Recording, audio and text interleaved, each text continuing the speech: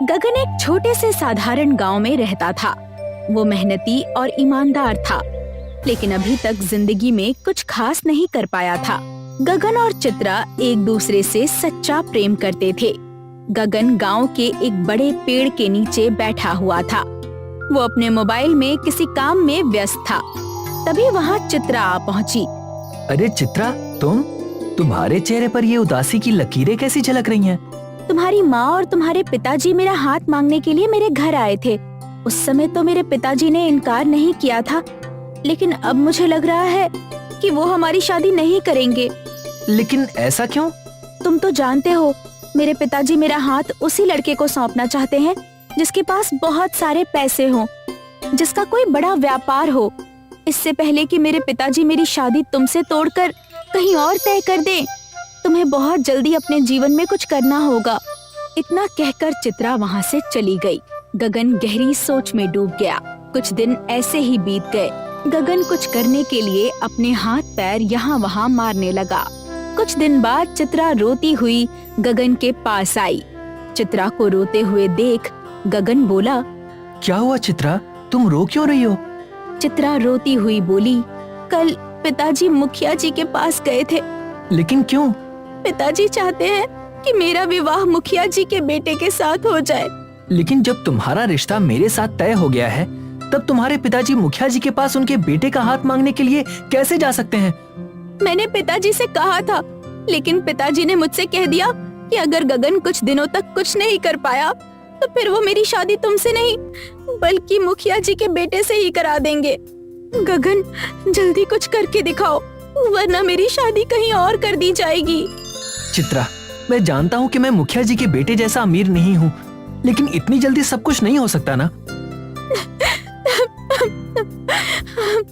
कुछ भी करो, कुछ सोचो, कुछ ऐसा सोचो जिससे तुम बहुत जल्दी कामयाबी हासिल कर लो। गगन गहरी सोच में डूब गया। अचानक उसकी आंखों में चमक आ गई। आइडिया। कैसा आइडिया?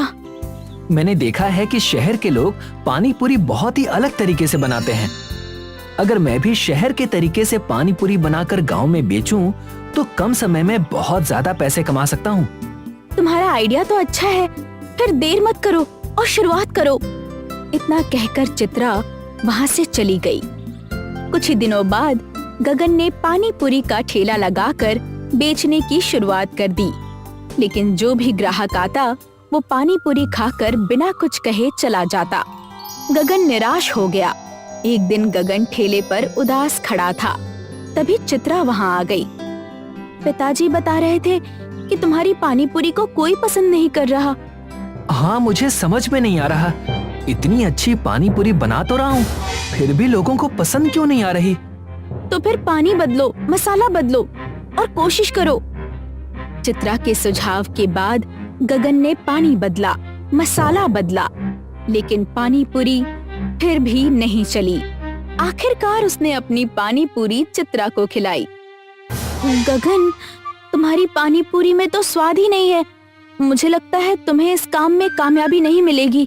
तुम्हें कोई और धंधा शुरू करना चाहिए। ये सुनकर गगन क्रोधित हो गया। नहीं, मैं इसी धंधे से आगे बढ़कर दिखाऊंगा। मैं पानी पूरी का धंधा नहीं छोड़ूंगा, मैं इसी पर अड़ा रहूंगा। उस दिन से गगन पानी पूरी बनाने के नए नए तरीकों का लगातार प्रयोग करने लगा।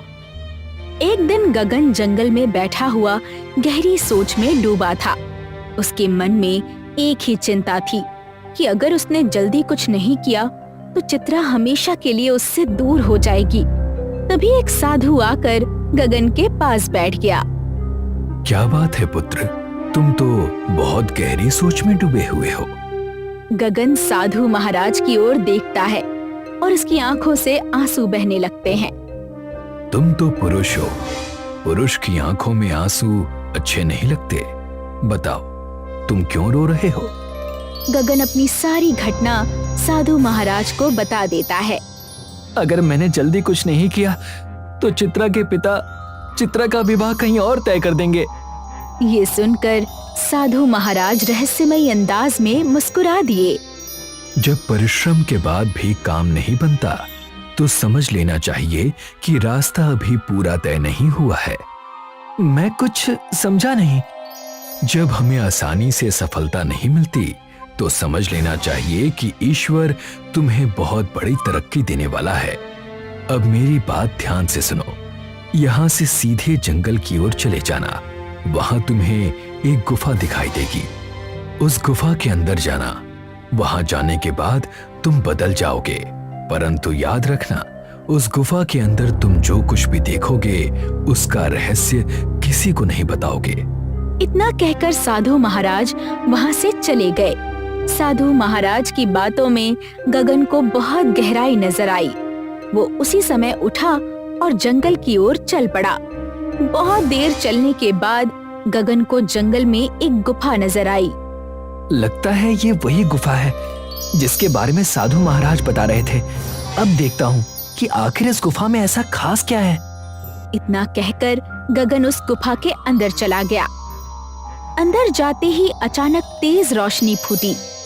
अगले ही पल गगन को गुफा के अंदर एक दूसरा दरवाजा दिखाई दिया। जैसे ही गगन उस दरवाजे को पार करता है, वो एक अद्भुत जंगल में पहुंच जाता है। सामने का दृश्य देखकर गगन बुरी तरह से अचंभे में पड़ गया।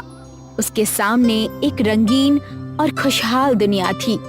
चारों तरफ गोल गोल पानी पूरी जैसे घर बने हुए थे।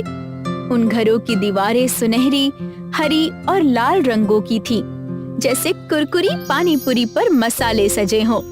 सड़कों की जगह पतले पतले रास्ते थे, जिनके बीच बीच में मसालेदार पानी से भरे तालाब थे। उन तालाबों से बुलबुले उठ रहे थे।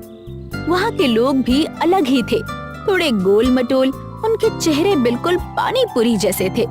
किसी के चेहरे पर धनिये की हरियाली थी तो किसी पर इमली की हल्की मिठास झलक रही थी। ये क्या? ये तो साधारण इंसान नहीं लग रहे। इन सबके चेहरे पानी पूरी जैसे लग रहे हैं। ऐसा कैसे हो सकता है? गगन आश्चर्य भरी नजरों से आगे बढ़ता है और पूरे गांव को गौर से देखने लगता है। उसे देखकर ऐसा लग रहा था जैसे वहाँ की हर चीज पानी पूरी से जुड़ी हुई हो। तभी एक लड़की सामने आती है जो पूरी तरह पानी पूरी की बनी हुई थी। तुम तो इंसान हो, तुम यहाँ कैसे आ गए? गगन उसे ध्यान से देखता है और अपनी सारी कहानी, अपनी पूरी जिंदगी की घटना उसे बता देता है।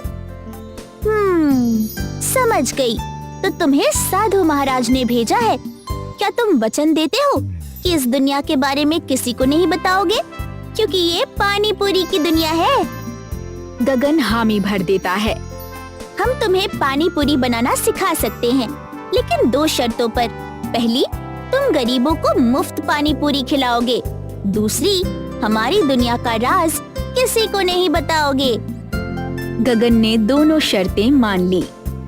पानी पूरी की लड़की ने गगन को एक नई रेसिपी से पानी पूरी बनाना सिखाया। वो पानी आम पानी जैसा नहीं था। उसमें कई मसालों का संतुलन था। ना ज्यादा तीखा, ना ज्यादा खट्टा, ना ज्यादा मीठा। गगन कई दिनों तक वहीं रहा था। उसने पानी पूरी बनाने के हर छोटे छोटे राज को सीखा। आखिरकार गगन ने पानी पूरी बनाकर पानी पूरी की लड़की को खिलाई। हाँ, बिल्कुल हमारी दुनिया जैसी ही पानी पूरी बनी है। अगर तुम इसे अपनी दुनिया में खिलाओगे तो लोग पानी पूरी के साथ साथ अपनी उंगलियां भी खा जाएंगे। ये सुनकर गगन हंसने लगा। कुछ समय बाद गगन वापस गुफा से बाहर आ गया। गुफा हमेशा के लिए बंद हो गई। अब गगन पूरी तरह बदल चुका था। गगन ने फिर से पानी पूरी का ठेला लगाया, मगर अब जो भी पानी पूरी खाता वो हैरान रह जाता। लोग कहने लगे, वाह, ऐसा स्वाद पहले कभी नहीं खाया। गगन गरीबों को मुफ्त पानी पूरी खिलाने लगा। धीरे धीरे उसका नाम दूर दूर तक फैल गया। गगन सफल बन गया और एक दिन गगन और चित्रा की शादी हो गई। गगन ने हमेशा इस बात को रहस्य ही बनाए रखा कि उसने पानी पूरी बनाना आखिर सीखा कैसे।